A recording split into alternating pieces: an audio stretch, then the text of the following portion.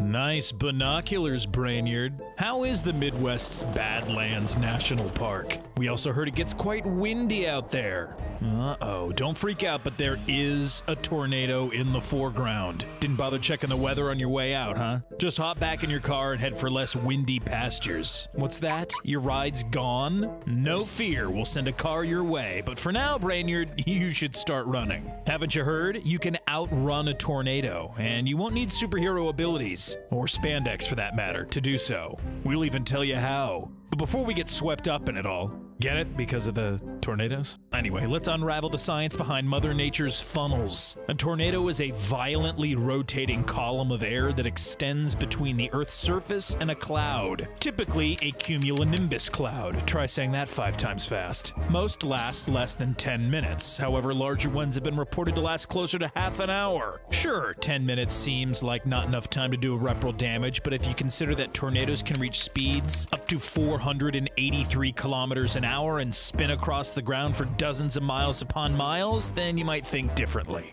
The EF scale, which stands for Enhanced Fujita Scale, was implemented in the United States in 2007 to measure tornadoes based on wind damage. By measuring wind speeds, researchers and meteorologists can report how dangerous a tornado may be. Interestingly, according to the EF scale, a tornado begins to cause light damage at 105 kilometers an hour. But of course, the risk increases as the spread of the wind does as well. The National Oceanic and Atmospheric Administration reports that 60 lives a year in the United States are lost to tornadoes. That doesn't mean that farm folks are getting caught in the middle of them. These unfortunate numbers are actually the result of flying or falling debris that result from the high wind speeds. Only half of these cases are actually caused by the strongest and most violent storms. So, now that we've established that Mother Nature is a force to be reckoned with, let's discuss the formation of tornadoes. According to National Geographic, most tornadoes originate from supercell thunderstorms. Unlike a regular thunderstorm, a supercell contains a spinning column of air at its center called a vortex. As it grows in size, the vortex in the middle begins to tilt, siphoning warm air and moisture upward.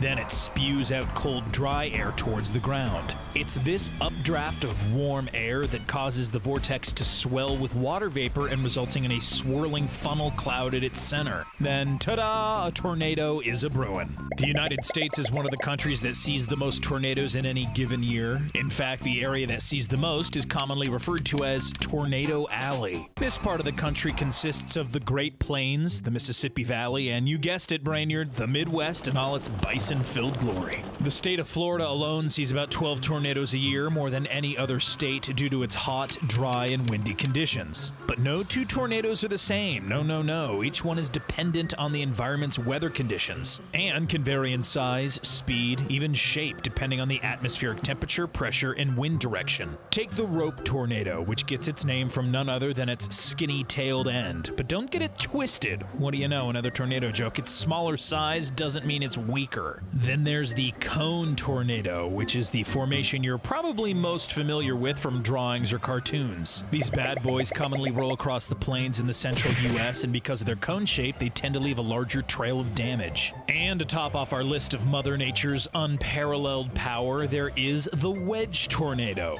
According to meteorologists, wedges are some of the worst and most damaging tornadoes in history. The 2013 El Reno tornado is an example of this natural havoc. Because these are the widest formations of tornadoes, they can grow 2.6 miles wide during the height of the storm, creating irreparable damage to the center of the twister. Now, you will have noticed that we didn't use the word hurricane during this quick science lesson. That's because hurricanes and tornadoes are, by no means, the same thing. According to the University of Rhode Island's Hurricane Science Department, the main difference between the two natural phenomenons is where they form. Hurricanes form over water and tropical oceans, while tornadoes form over land. Another major difference between the two is how big they are. While tornadoes reach impressive widths and heights, hurricanes are much larger. Not to mention, meteorologists can give advanced warning to the conditions that are conducive to hurricanes, whereas with tornadoes, it's harder to predict when they're going to happen. Scientists still aren't 100% sure on why and how tornadoes start, which is troubling considering how frequently they occur and how much damage they cause. After all, wouldn't it have been nice to know that today wasn't the best time to watch watch the bison. But moving on. Now, if you thought there were just different formations of tornadoes, then hold on to your hats, because we haven't even begun to mention twisters made of different elements. A subcategory of tornadoes are referred to as minor whirlwinds. They're created when local winds start to spin on the ground and form funnel shapes. Commonly picks up materials such as dust, sand, snow, and dirt from the ground, thus becoming visible. They're much less damaging than tornadoes, but equally impressive. Then there's the waterspout, an intense columnar vortex that occurs over a body of water. They form mostly in the tropics and subtropical areas like Australia, New Zealand, but there have even been reports in Antarctica. And to top off the impressive whirlwinds made by nature's elements, there's the fire swirl. Yeah, you heard me. A whirlwind made of fire. A famous example of this is the 1923 Great Kanto earthquake in Japan, which ignited a large city-sized firestorm. Makes you reconsider how unlucky you thought you were, Brainerd, doesn't it? For all we know, you could have been chased by a fire tornado. So, now on to the serious business. Can you outrun a tornado? According to HowStuffWorks.com, outrunning a tornado on foot is never a good idea, considering how quickly a tornado moves along the ground, which is typically about 50 kilometers an hour. However, Greg Carbon, the warning coordination meteorologist for the National Oceanic and Atmospheric Administration Storm Prediction Center, it's still possible. You just have to know what direction the tornado is moving. If you know these things, there's a good chance you can actually get out of the way, but Carbon emphasizes that you have to know these things. Your best bet is to outdrive the tornado. However, there are a lot of factors that go into a successful escape. While most tornadoes move along the ground at around 50 kilometers an hour, the fastest twister on record races across the ground at 117. So you can't count on outrunning a tornado at designated speed limits. Then there's the trajectory of the tornado. You may be counting on its tendency to move in a straight line, but they've been known to suddenly veer off course. But this is you trying to evade the tornado, Brainerd. Imagine there are some people who get a major thrill from chasing them down. But as the Centers of Disease Control and Prevention warns, do not try to outrun a tornado in your car. Unsurprisingly, 13% of the 1,200 people who died due to tornado-related deaths were in their vehicles. So are there some real-life stories of folks outrunning or outdriving tornadoes? Esquire magazine reported an anecdote of a 39-year-old man who was lifted 100 yards by a tornado that leveled his Missouri home. Reportedly, when Rick and his son Craig felt the house shimmy, he encouraged them all to get into the tub since it was the heaviest piece of furniture in the house. Rick reports that when the tornado hit his home, it was like a big tidal wave hitting it. He says it was the loudest thing that he's ever heard in his life, almost like a 747 flying right above his head.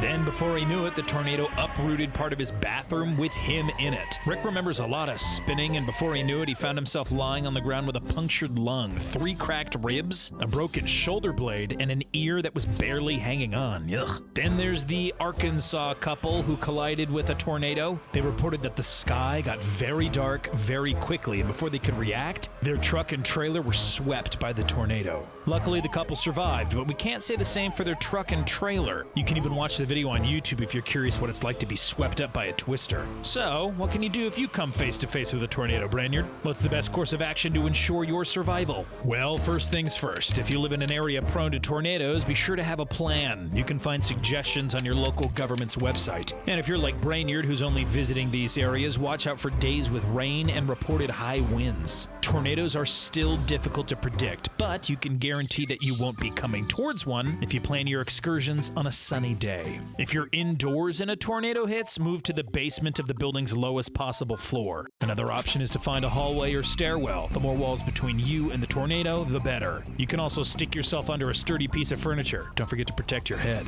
It's important that you stay away from the windows in case they break or shatter. Now, if you're outdoors and a tornado is approaching, find a ditch, depression, or ravine in the ground. Lie flat and again, cover your head. We need to protect those money-making good looks of yours, Brainerd. Finally, if you do find yourself in a car, it's important that you don't try to outrun a tornado, and definitely don't be like that Arkansas couple who drove into one either. Instead, drive a 90-degree angle away from the storm. Although tornadoes can veer off their straight pathway, it's unlikely that it'll take any sharp turns. The most important thing to remember in all of this is that most deaths in the event of a tornado are not caused by folks getting swept up in the high gust winds, but rather the flying debris that follows. So protect your head at all costs, and watch out for any flying bison, Brainerd. Your car's here, Brainerd. You're all set to go. Would you look at that? The the storm is already calming down. You're in the clear. Whew. Where to next? Florida? As in another tornado-prone area? Whatever toots your horn, Brainerd. Until next time.